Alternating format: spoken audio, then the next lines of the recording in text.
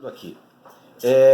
Essa fase, vejam que é uma fase muito cheia de detalhes, com muitas alternativas de encaminhamento.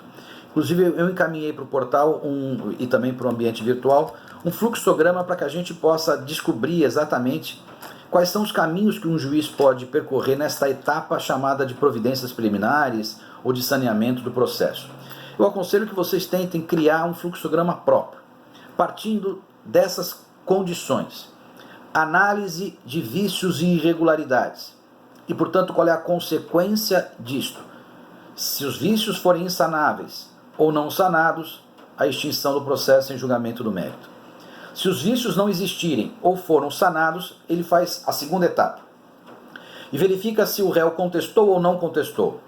Se o réu não contestou, ele verifica a possibilidade de aplicação dos efeitos da revelia, portanto, a possibilidade ou não de presumir verdadeiro o fato alegado pelo autor.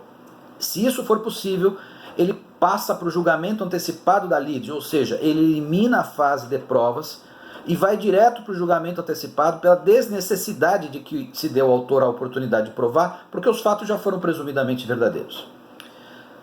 Se ele contestou, e portanto não é revel, ou se não tendo contestado, não é possível aplicar os efeitos da revelia, o juiz então passa para uma outra fase.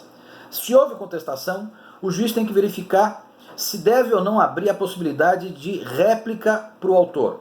Portanto, se o réu alegou um fato impeditivo, modificativo ou extintivo, e se também apresentou alguma preliminar, o juiz deve dar ao autor a possibilidade de fazer réplica.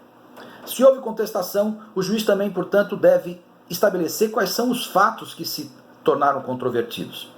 Se diante da contestação houve controvérsia de fato, e portanto a necessidade que esses fatos sejam esmiuçados numa fase instrutória, o juiz, portanto, parte para outra fase, para a fase de provas, produzindo aquele despacho de saneamento do processo do artigo 357, onde ele definirá os fatos controvertidos, ele limitará a matéria a ser discutida no processo, ele eventualmente definirá a audiência de instrução, todas essas questões relativas à prova. Se porventura, mesmo com a contestação, os fatos se tornaram incontroversos, ou seja, o réu acatou a verdade dos fatos e apenas discutiu o direito. Portanto, o réu não controverteu os fatos, o réu apenas discutiu a questão jurídica. Se é assim, também não há necessidade de fazer fase de provas.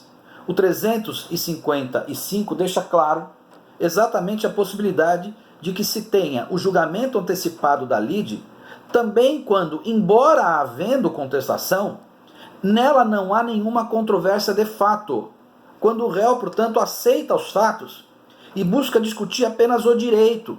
Nessa condição, não há necessidade de fase de provas, porque não se prova direito. E se não há fatos controvertidos, o juiz então pode caminhar para o julgamento antecipado da lide também nessa hipótese.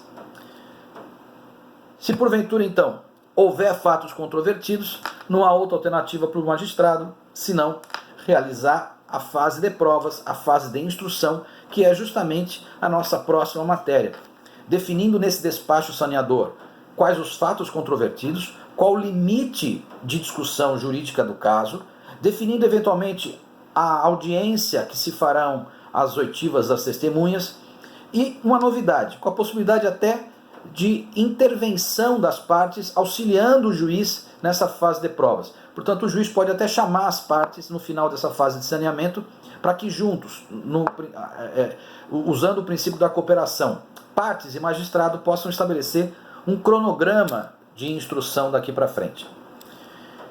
Bom, é complexa a matéria, vocês precisam estudar, ler a apostila, ouvir os vídeos, ler os livros e, portanto, continuo à disposição de vocês, tanto nos dias de aula quanto aqui no nosso grupo, a qualquer instante que vocês precisem responder alguma dúvida, eu estou à disposição. Um abraço.